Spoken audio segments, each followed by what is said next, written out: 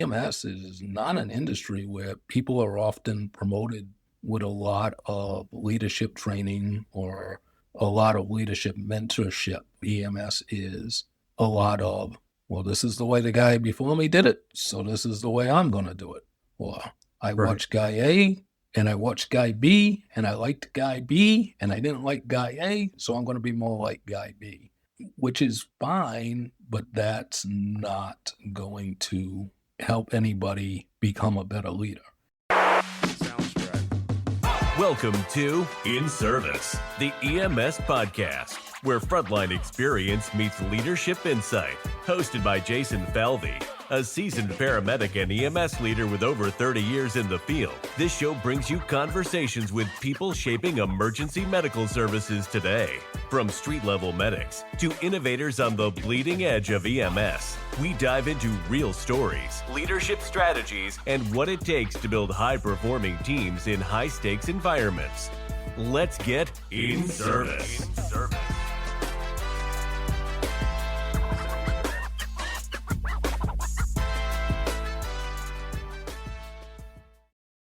We copy you down, Eagle.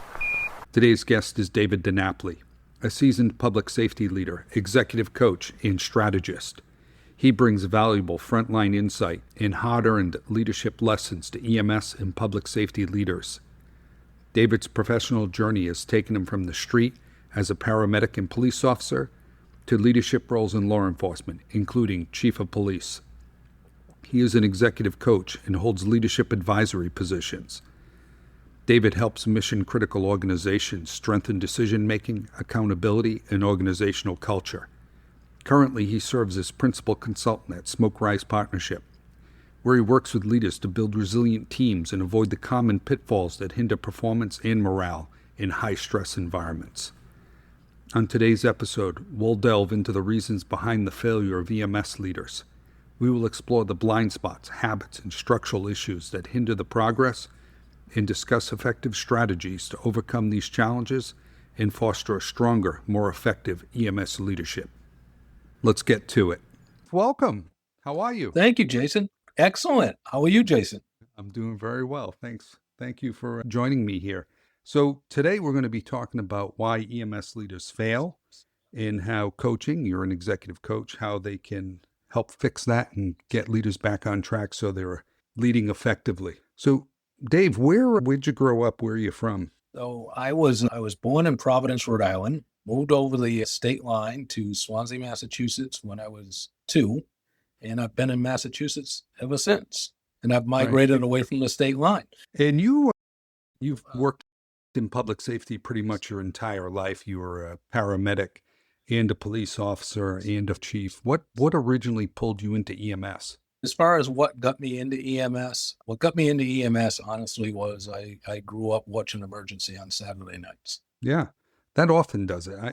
A lot of people I've talked to have found the call to come into EMS by watching Emergency. Any calls in your career as a paramedic or a police officer stand out to you? Yeah, I got one call as a basic EMT that definitely stands out. It was Friday, October 4th, 1991 at about 6:05 in the morning. Now, when you think about a call that's over 30 years ago, and I can tell you the day, the date, and the time, that kind of tells you a little bit something about the call. My partner and I had just started our shift again on Friday morning. Both had been out the night before. We started at 6 a.m., pretty tired when we got in.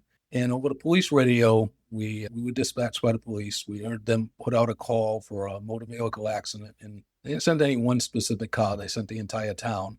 So we kind of knew we were going to go. So we were dispatched by a ring down phone. And I just got up and went to the phone, and it rang, and I just said the location and hung up the phone.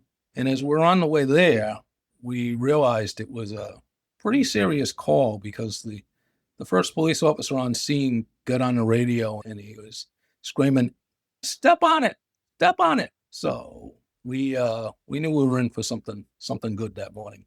When we arrived, it was a 2-car motor vehicle crash. One car involved was a state police cruiser, and the other one was a Volkswagen Golf. And those cars were round cars back in 1991. The problem with this one was it was rectangular. Also, the driver, who was the only occupant of the car, was on the passenger side because the driver's side no longer existed. extended extrication. Patient was conscious and alert with no palpable blood pressure. And at the time, again, this is 1991, we were looking for something. My partner and I were always looking for what was our legacy going to be. And the running joke between us was that we were going to call for a medevac helicopter because that hadn't been done at the time. And I looked at this patient and I looked at two firefighters who were in the front of the car with me at the time. One was a deputy fire chief. The other was a fire captain. Both went on to be chiefs. And I looked at them and I said, I'm calling for a medevac helicopter for this patient. And they both looked at me like I had two heads. And they both almost simultaneously said, you're calling, as in, this is not on us. This is completely on you. So we put out the call for the medevac helicopter. And this is such a novel thing that we've got like a 45-minute extrication on this guy. And they've literally, they set up, there was a restaurant parking lot right next to the scene. They set up a landing zone by parking cruisers in a circle in the middle of this parking lot. And they had a guy out there with a broom sweeping the parking lot. It was really something you would never see today. And the other thing about this call that you would never see today is the dispatcher calls the deputy fire chief and he says, helicopter wants to communicate with you to get the patient condition. So he grabs me and he says, I need you to stay next to me so I can answer their questions. So the only question they had was, what's the patient's condition? I'm like, multi-system trauma, no palpable blood pressure, conscious and alert. The next thing they said, okay, we're over Route 24, which is a 4-lane divided highway. We're approaching the city of Fall River. Could you tell us where the scene is? They didn't even have GPS at this point. And literally, I can hear the words clear as day in my head. He says, all right, you see a big bridge in front of you? They're like, yeah, that's affirmative. He's like, okay, now you see the small bridge in front of the big bridge? They're like, yep. He's like, take a right at the small bridge. So they're like, okay. He's like, okay, now you're over like a 4-lane road. They're like, correct. He's like, okay, you're on your way to the scene.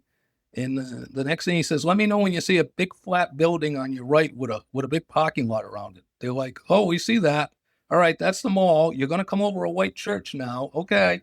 All right, you'll be over the scene in a minute. And I mean, literally, it's like giving somebody driving directions only to a helicopter. And as they flew over the scene, we were literally extracting the patient from the vehicle. We wheeled him up to the landing zone as the helicopter was landing. We got to the edge of the landing zone as they were getting out of the helicopter. They waved us in, loaded him right into the helicopter. Hi, how are you? Gave him the patient's name and put him in the helicopter. There were no vital signs really to give him.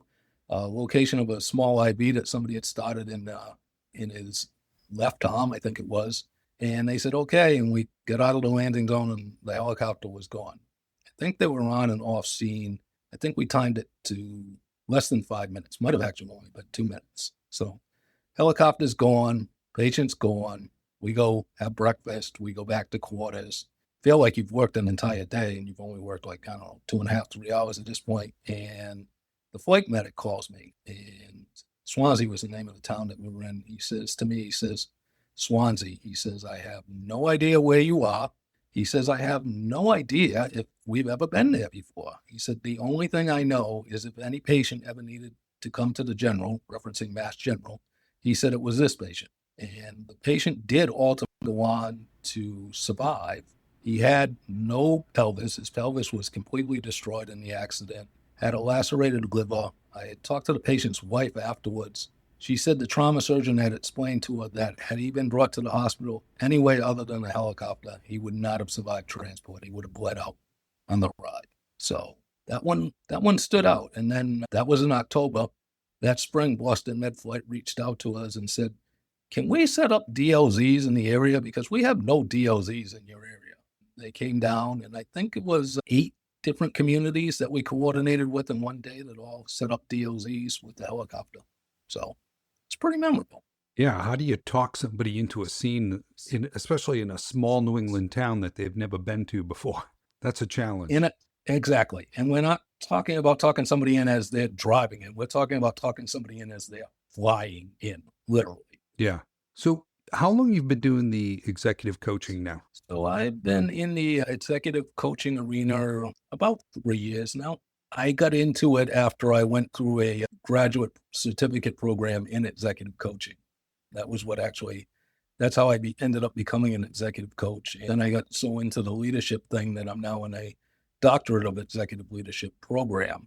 But what attracted me to the executive coaching was I got an email just advertising this program, and I looked at it and I said, wow. I said, so many organizations are dysfunctional, but they're dysfunctional because their leaders are dysfunctional. It's not, an organization is made up of the people that compose it mostly. And I realized if you really want to fix an organization, you really need to start by fixing the people that are the leaders of the organization. And as soon as I got into that executive coaching program, I realized EMS and public safety in general, I just have a huge need for this. And there's really nobody that's catering to that need. There's nobody that I was aware of that's really focused on that. And one of the reasons that I felt that was really important is to be truly effective when it comes to working with somebody in EMS or even somebody in law enforcement. I had instructors who told me, well, a coach is a coach. It doesn't matter. And I'm like, no, it matters a lot when you're in that field, because how do you sit across the table from somebody and have a conversation with them if you can't have done the job yourself before and can truly appreciate what they've gone through? I think we all know that there's a lot of trauma that folks in EMS carry. And if you haven't seen that trauma and understand how that trauma impacts people, I'm not sure that you can effectively coach those folks. Right. In your view, what is the real problem coaching is trying to solve, especially with EMS leadership? So I don't know that coaching necessarily solves a problem. What I think coaching does is it allows a leader, and especially an EMS leader, to achieve their fullest potential. A coach isn't going to come in and say, well, this is your problem and this is what you got to do to solve it. A coach is going to come in and tell me, what are your challenges? What are the challenges that are facing you? And then a coach is going to work with you on strategies that help you resolve those challenges and address those challenges and take those challenges on head on. I think particularly in EMS is not an industry where people are often promoted with a lot of leadership training or a lot of leadership mentorship. I know EMS is a lot of, well, this is the way the guy before me did it, so this is the way I'm going to do it. Or I watched guy A and I watched guy B and I liked guy B and I didn't like guy A, so I'm going to be more like guy B, which is fine, but that's not going to help anybody become a better leader. And the idea of a coach is to help you take the things that you do well and the things that you don't do well and revise and refine those in order to make you successful. And again, I think in EMS in particular, working with a coach who has a background in the field and understands what an EMS provider is faced with and challenged with, it gives them the opportunity to get that leg up. Because when we think about it, EMS works very closely with healthcare organizations. EMS leaders work very closely with healthcare organizations. Well, I can pretty much guarantee you that the leadership of the healthcare organization that you're working with has access to an executive coach. They either have a coach themselves or they have the ability to get a coach. And why should an EMS leader not have those same advantages made available to them? Right. When does a leader most often need a coach? What would be the indication that, hey, I maybe need to bring somebody in here to help me? So there's a couple different times that I think a coach can be most impactful. I mean, I don't think there's such a thing as a bad time, but I think the most impactful times, and the question is who's bringing in the coach? Is the individual bringing in the coach, or is the individual's employer bringing in the coach? More times than not, it's actually employers who will bring in coaches for individuals. But some individuals will bring in their own coach. So some of the opportunities from a coaching standpoint, or places where a coach can make the most impact, is a leader who's transitioning into a new role. A coach can help somebody with that transition, whether it be transitioning off the street into the office, or in the office and off a shift and into a more of a regional oversight, or more of a from operations to an executive level, a coach can certainly help somebody with that transition. A coach can certainly help a leader who's struggling. If somebody's really struggling in their role as a leader, they're just not making it for whatever reason, a coach can oftentimes help that person figure it out and help them get themselves right. Now, the other reality is, and this is just reality speaking, sometimes an organization will have a struggling leader and they'll bring in a coach. And the purpose of bringing in that coach is to coach this person out of the organization, is to just convince them that this isn't the fit for them and they need to go do something else. And that's unfortunate. But that also happens. So, when somebody's new, when somebody's struggling, and the other time, and this is a time where I think EMS in particular can be really unique, is a coach can also help with crisis coaching, as I call it. When somebody's in a leadership role and they're trying to manage a crisis, and it's a large scale crisis, the opportunity to call upon a coach or to have a coach available to them to help them keep their focus and help them continue to prioritize what they need to prioritize that's in front of them is another real opportunity. And I think it's someplace that's really unique for EMS where a coach can also be particularly useful. As a coach, what are some of the challenges you often see leaders struggle with? I think one of the big challenges, or one of the most common reasons that leaders want to reach out to a coach, is they have challenging employees. So they have an employee who's really challenging them, who's really testing them. Maybe it's a group of employees who are really testing them, and now looking for somebody to help guide them through those challenges and to help guide them through that process. So I think that's definitely one of the areas where leaders themselves would probably most likely want to reach out to a coach and say, man, I'm really struggling with this person. And by the way, it'd be really simple if they were just a bad employee, but there's this complicating factor and there's that complicating factor. And man, this is just a mess. And I just don't know where to go with this. I think employers at times will bring in a coach because they look at a leader as just, they're struggling. This person's just struggling. Maybe they used to be a really good, productive person, and now suddenly, for whatever reason, they're really struggling or they're really having difficulties.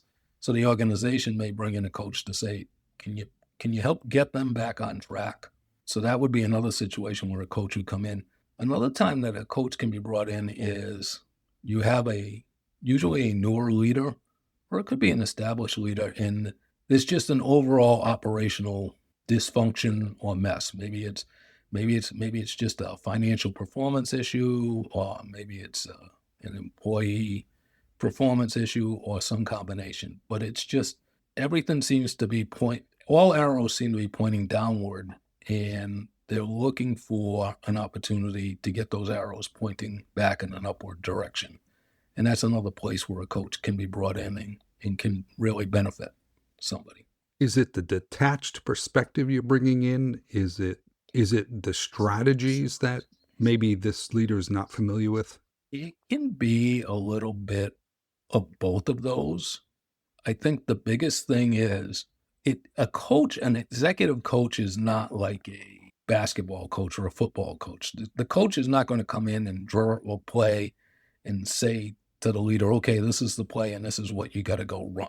What an executive coach is going to do is they're going to come in and they're going to work with the leader and they're going to listen to the leader and they're going to help the leader understand what's in front of them. So it's almost like helping a leader take a bowl of spaghetti and straighten out the spaghetti piece by piece, and helping them straighten it out and then helping them point them in the correct direction. So you say, okay, so now you have options A, B, and C. Which one do you want to take?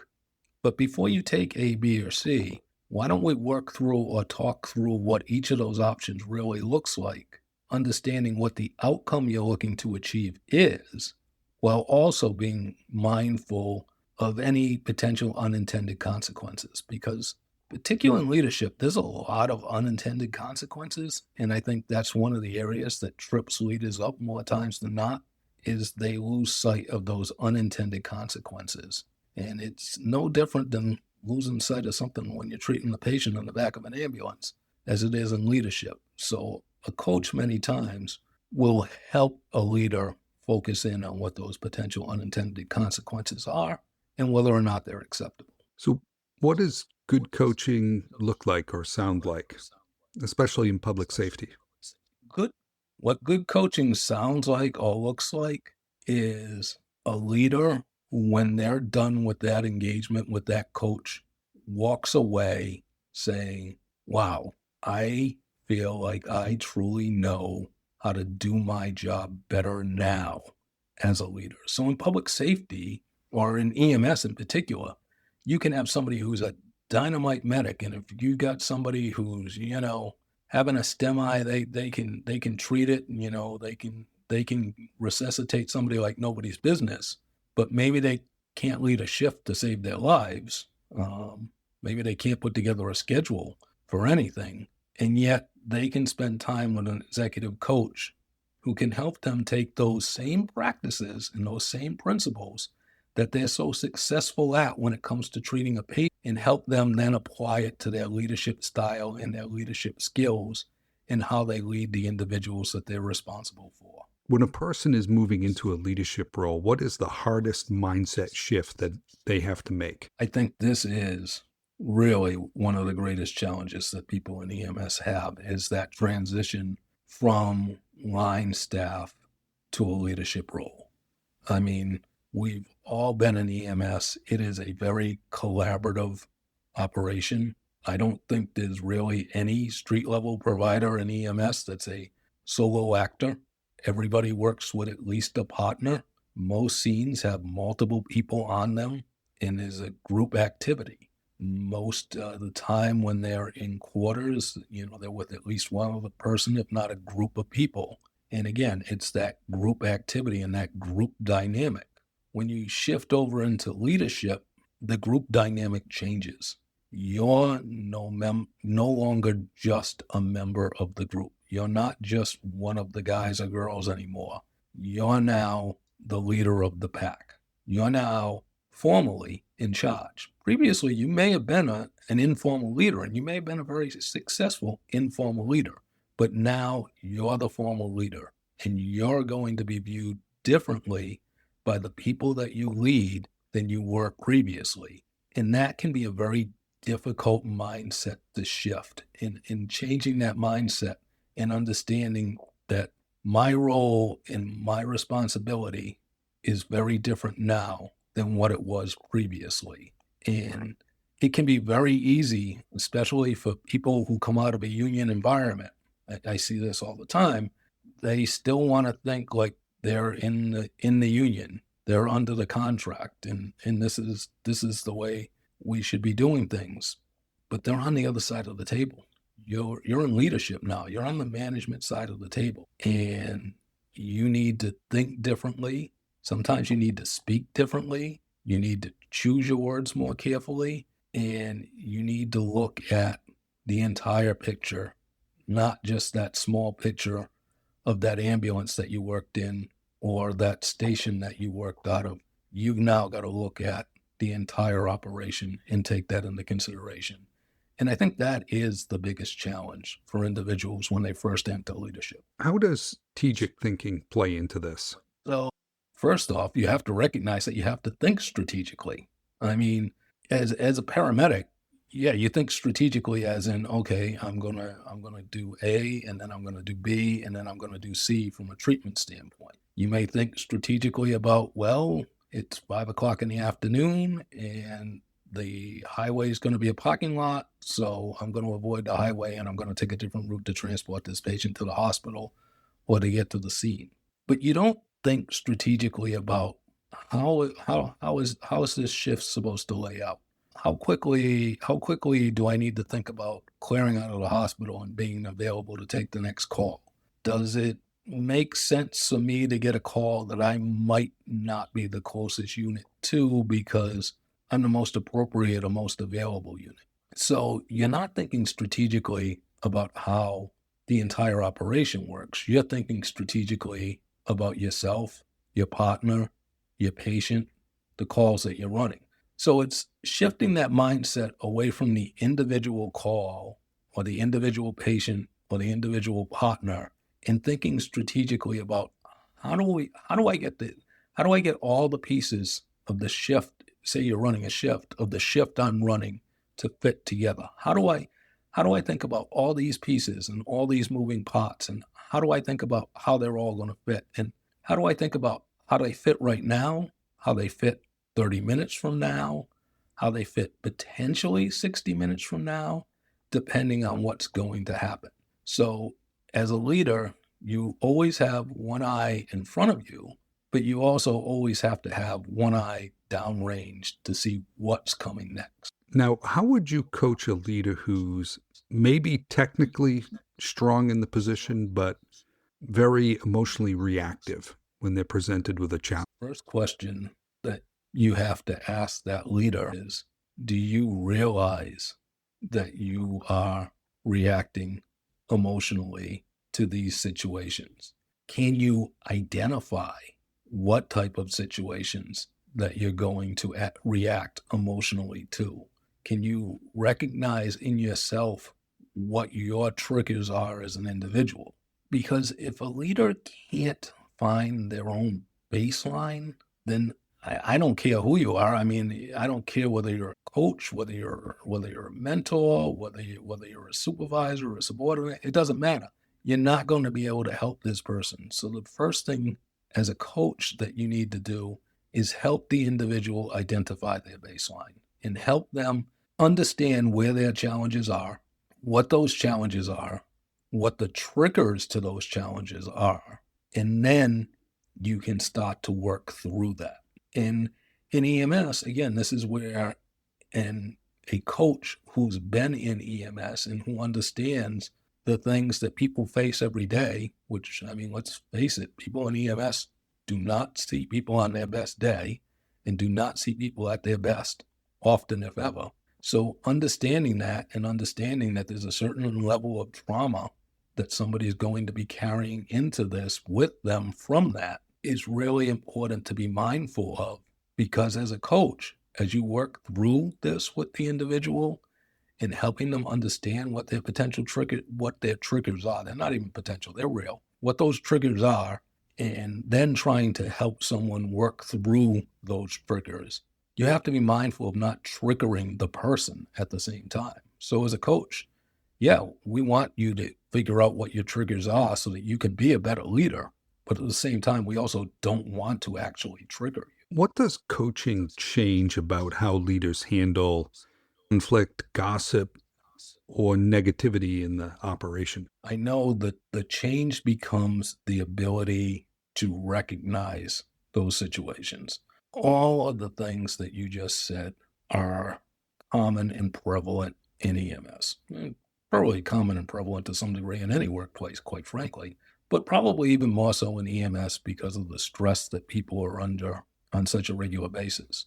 What a coach can do for a leader is help them recognize what those things are, and also help a leader recognize the fact that they cannot effectively lead if they're contributing to that gossip, if they're contributing to that negative undertone. That as a leader, they need to be able to put themselves above that in order to help manage those situations, as well as to help lead the people that are following them away from going down that potentially destructive pathway. So in many operations, the leaders or supervisors will have a very large span of control. So how do you coach a leader to stop tolerating small behaviors that eventually rot the culture when they're dealing with such a large span of control? You mean we don't just have a span of control of 5 to 7 like they teach in ICS? We actually have a much larger span of control? Yeah, sometimes 10 times that. Exactly.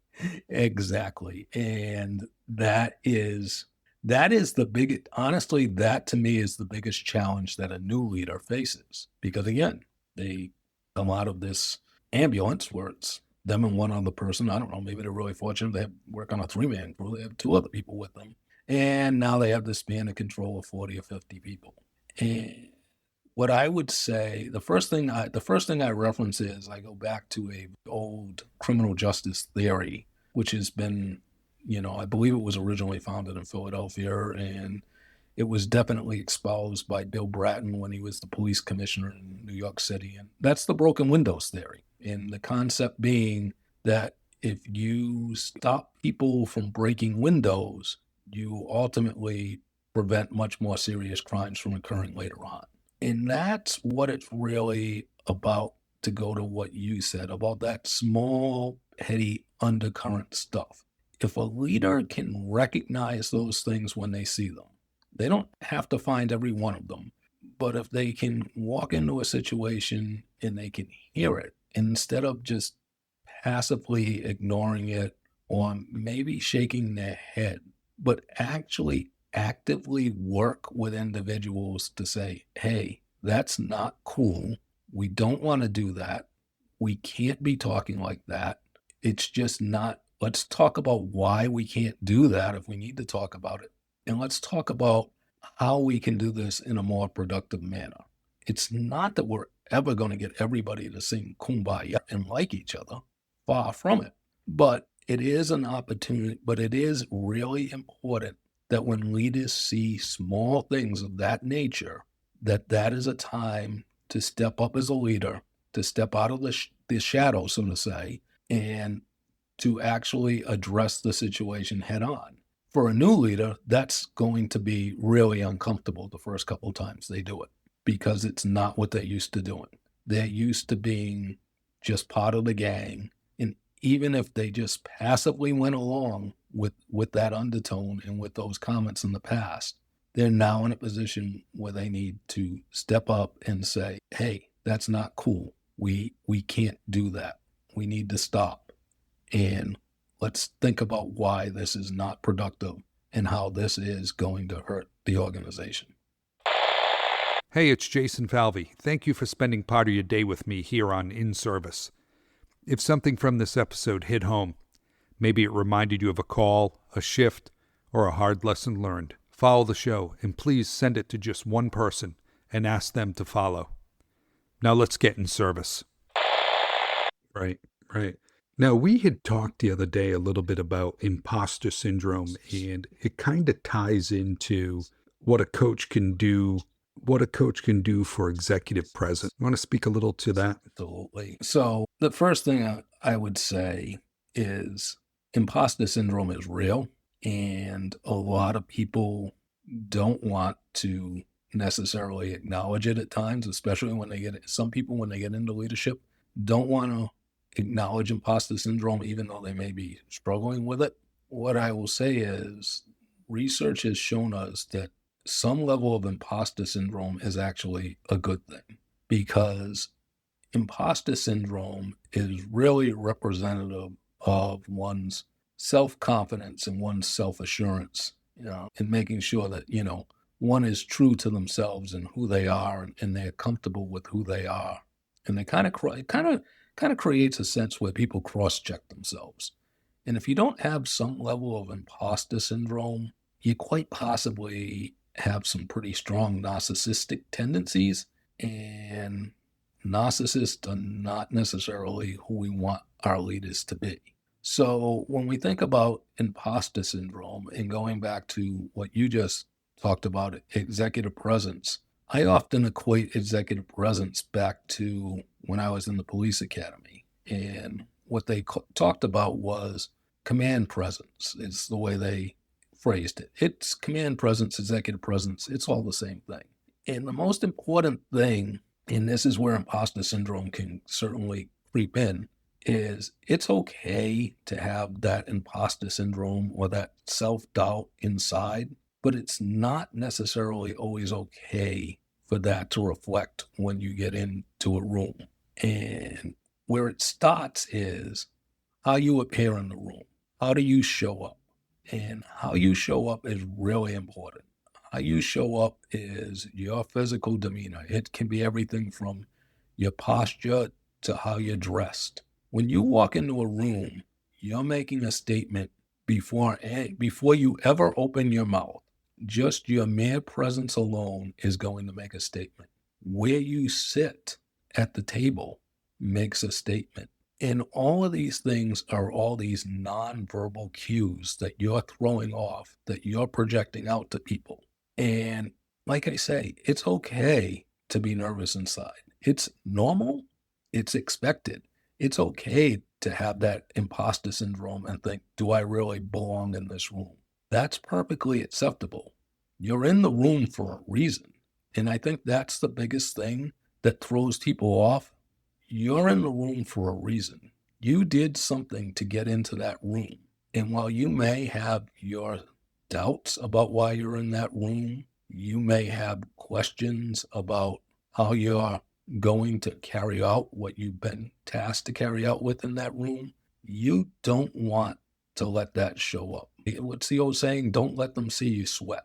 So you always want to show up, and you always want to, just like you show up on a scene. I mean, when you show up on a scene as a medic and you get out of that ambulance and all hell's breaking loose, going 6 different ways, and everybody's looking at you, you want to show up like, yep, I got this. I got this. It's under control. So it's okay to have those internal self-doubts, and it's definitely okay to work with a coach to work through that.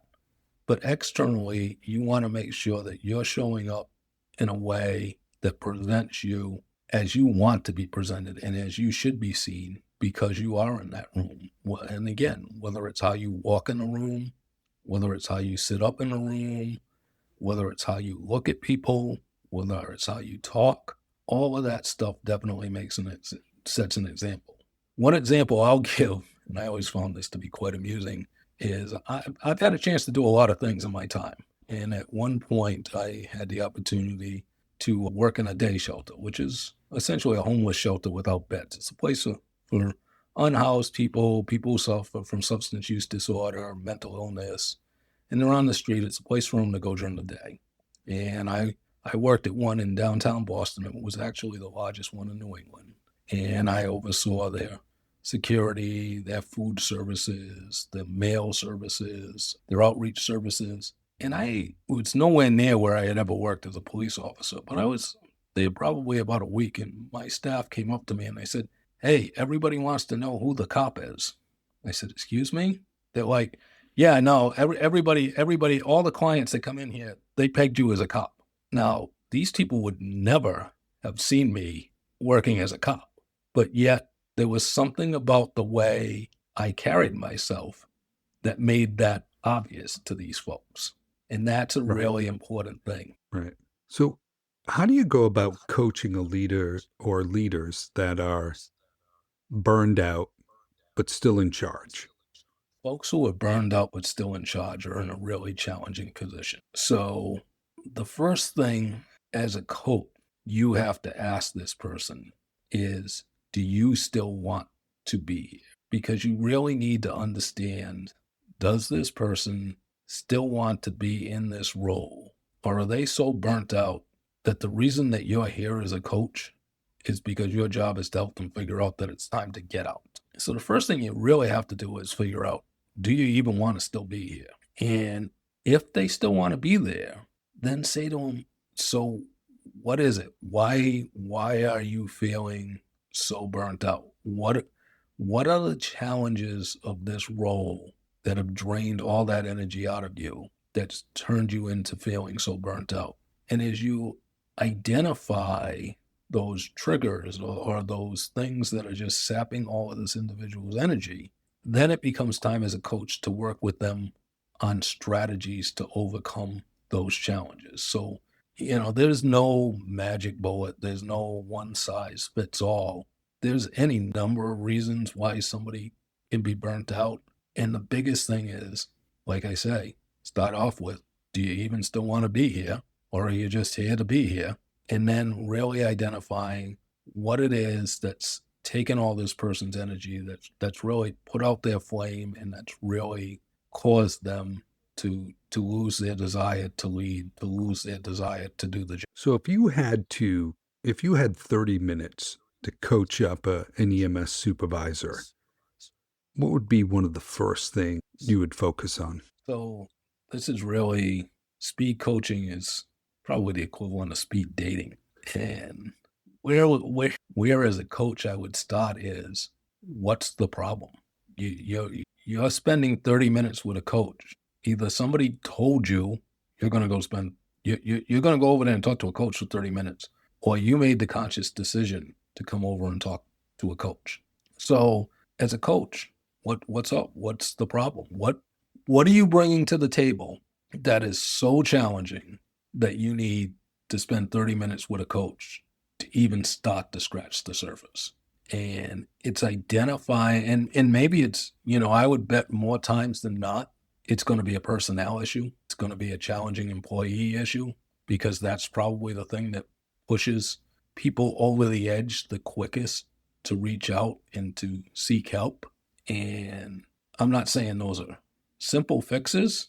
I mean, yeah, they're probably simple in the fact that as a leader, you probably know what you need to do, which is, may very well be take that problem employee and move them on to greener pastures someplace else. But yet we have lots of policies and procedures we need to follow in order to get there. And then there may be other mitigating factors. So as a coach, let's get right to the problem. Let's get right to the root cause as quickly as we can. And then let's start to work through that problem so we can start to find, even if we know where we're starting and we know where we want to end, let's work through what the roadmap that looks like that gets us from the beginning to the end. Right.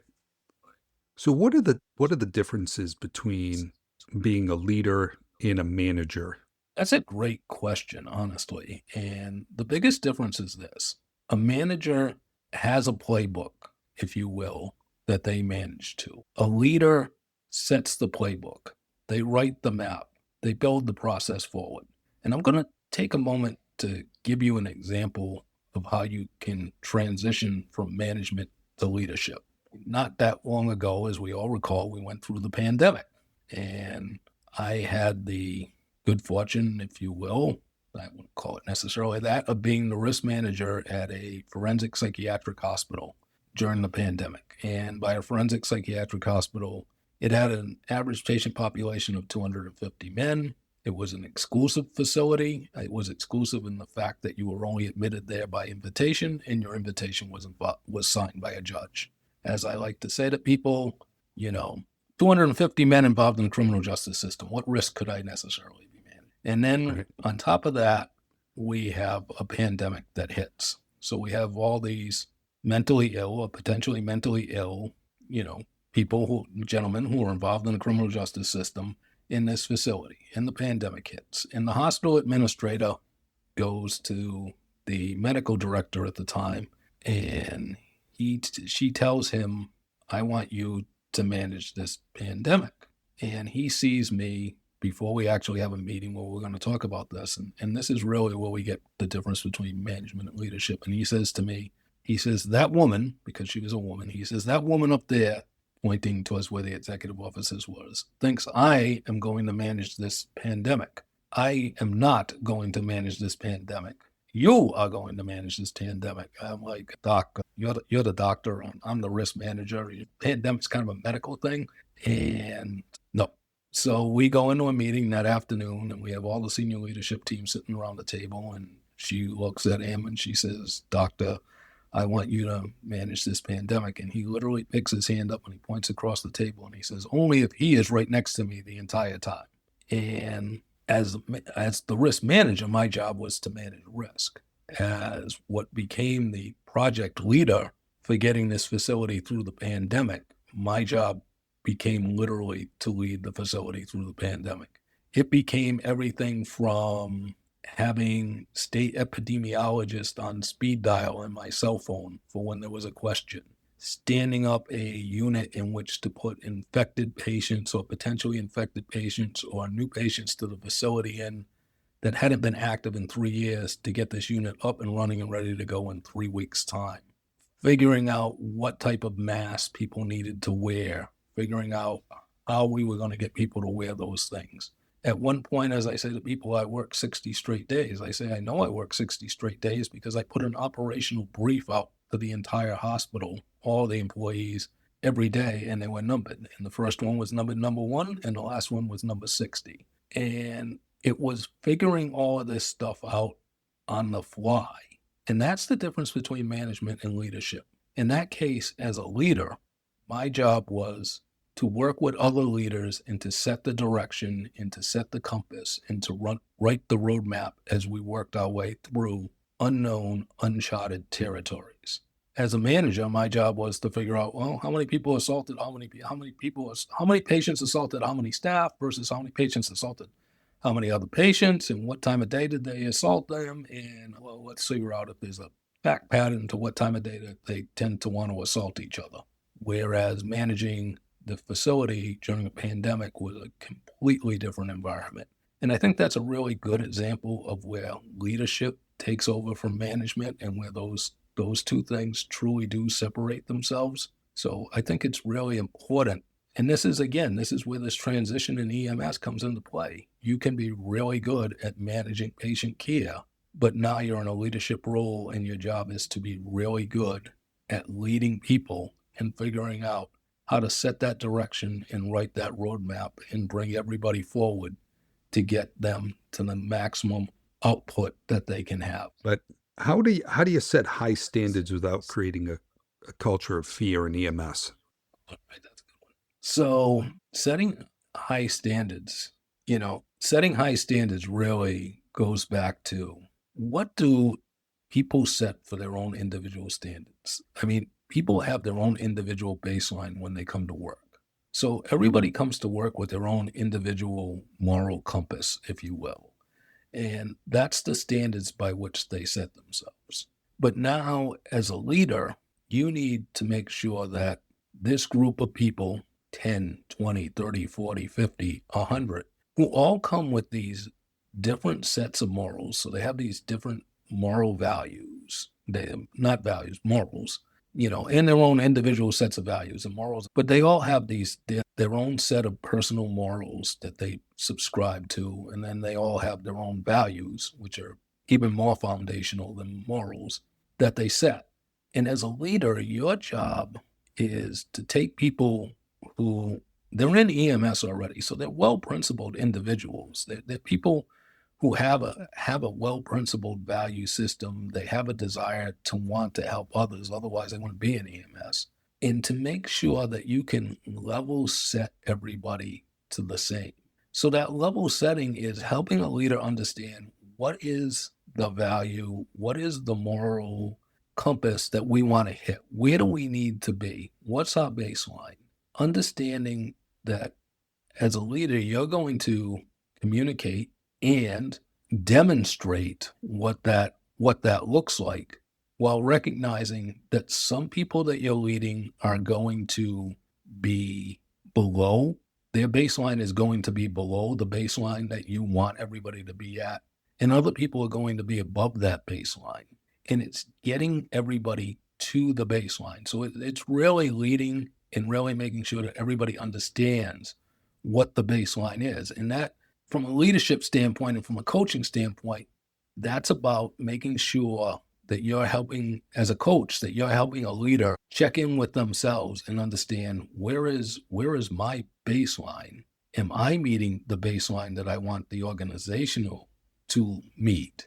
And how am I going about making sure that everybody within that very large span of control that I have, who I'm not going to see every day, I may not see some people for 2, 3, 4 weeks. I mean, there may be some people that I see 3 or 4 times a year, but how do I make sure that everybody knows what the expectation is and everybody's meeting that expectation? And that is really making sure that it's clear what that expectation is as a leader, that you're routinely demonstrating that expectation, that you're carrying that out on a everyday basis, And by setting that example, making sure that those folks who are around you are also meeting that expectation.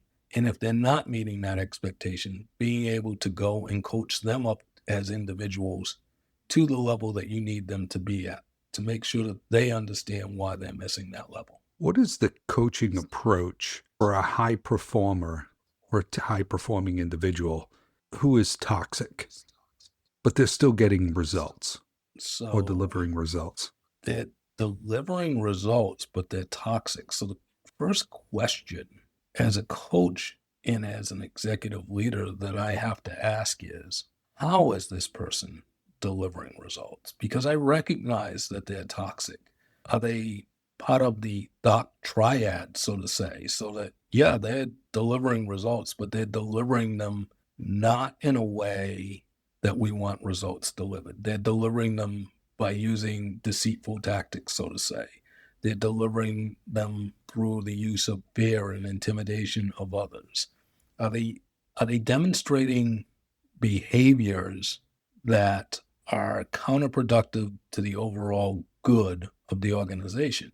And by the description of the fact that they're toxic, that would indicate that that's exactly what they're doing. As a coach, you want to work with this individual and you want to understand, do they understand that they're toxic? Do they understand that their approach is negative? Do they understand that they're only getting the results they're getting because of how they're leading? Again, through fear, intimidation, deceit, whatever it might be, do they recognize that? And if they're able to recognize it, are they able to shift that approach in themselves and adjust their leadership style? And most likely their first response is going to be to say, I am the way I am because that's the way I need to be to get the results that I get. That's not a morally acceptable or ethical answer, in my opinion. So as a coach, it's saying to that person, how else do you think you could achieve these same results? And then literally working with them on a case-by-case basis. When they bring up an example of a toxic behavior, ask them, do you recognize why this is toxic? Do you see what the result is because of this toxicity? And can we find an alternative? Can you find an alternative to get this same result? Because the toxic behavior just isn't acceptable. Toxic behavior is not only unacceptable, it's unsustainable. It will produce a result for a period of time. But at some point in time, that toxicity burn like an acid through anything. It's going to burn through that workforce. It is going to burn that workforce out. It is going to take those providers and make them toxic and make them less effective. And eventually it will migrate its way down to poor patient care, and it will just result probably in massive turnover. That's ultimately where it's going to head, is massive turnover, because people are just not going to be able to continue to work for that toxic leader. So what does coaching do to improve consistency and fairness? Coaching allows a leader to see what consistency looks like in them to themselves. So if a leader doesn't truly understand what consistency looks like, and consistency then playing in the fairness, if a leader doesn't recognize that if I treat employee A always the same way and I always get a result and that's great, but then I treat employee B in a vastly different way, maybe I don't get the same result. And I don't necessarily understand why. And that why is because of that inconsistency in the way that that leader is leading those two individuals or those two groups of people, because it's going to most likely apply to groups versus individuals. Probably applies to prior relationships, newer employees versus older employees, medics who've been around a long time versus new grads. And it's getting a leader to understand in themselves where their inconsistencies are coming from, and then helping them realize what the inconsistencies are and the strategies that it takes to bring those inconsistencies up to even. It's the same concept that we wanted to hit when we talked about creating that, that equal moral, good standing ground. And as we led the organization, it's creating that consistency creates a similar straight line across, so that some people are coming up and some people might be dipping down at times, but everybody's always over the line. And it's making sure that that individual is aware of their own unconscious biases as a leader, because many times inconsistencies are a result of unconscious biases. And it's helping leaders identify those unconscious biases so that they can not succumb to them, recognize them, and then guard against them creeping up in their leadership style. Right. So what are the most common middleman traps in EMS, and how would you go about coaching people out of them? I think one of the most common traps is you get into middle management, you get into that middle level of leadership, and you get lost. And what I mean by you get lost is you don't recognize that you're no longer one of the guys or girls on the ground out doing the job, running the calls, chopping it up around the day room. And at the same time, you also don't recognize, or you don't relate effectively to senior leadership or to the leadership that's above you. You still look at them as separate from you, as different from you. And you get stuck in this purgatory where you're not sure who you are anymore. Am I one of the guys? Am I one of these senior leader people? Who am I? And where coaching helps a leader when they get stuck in that purgatory is it helps them find themselves. It helps the individual identify who they themselves are and where they truly fit into the organization. Many times, coaching is going to help that individual figure out how to keep one foot in the world that they came from while putting the other foot into that senior leadership world that they're potentially subscribing to get to at some point in time in their career. And that really is the definition of middle management. You're in the middle. And it's understanding, how do I keep one foot in the operational call side of things that I just came out of, or that I so much enjoyed when I was in, while keeping my other foot in that senior leadership realm, that space where I'm trying to get to, where I'm looking at how to optimize things and how to make things better for everybody. Right.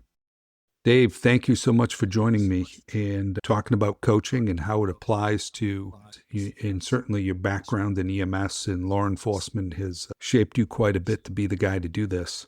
And thank you. Thank you, Jason. It's been great having this conversation, and always looking forward to opportunities to help EMS leaders continue to improve and advance. Thank you. Thank you for listening to In Service, the EMS podcast, where frontline experience meets leadership insight. If you have found value in this conversation, please like, subscribe, share, and leave a comment. You will find links in the episode notes.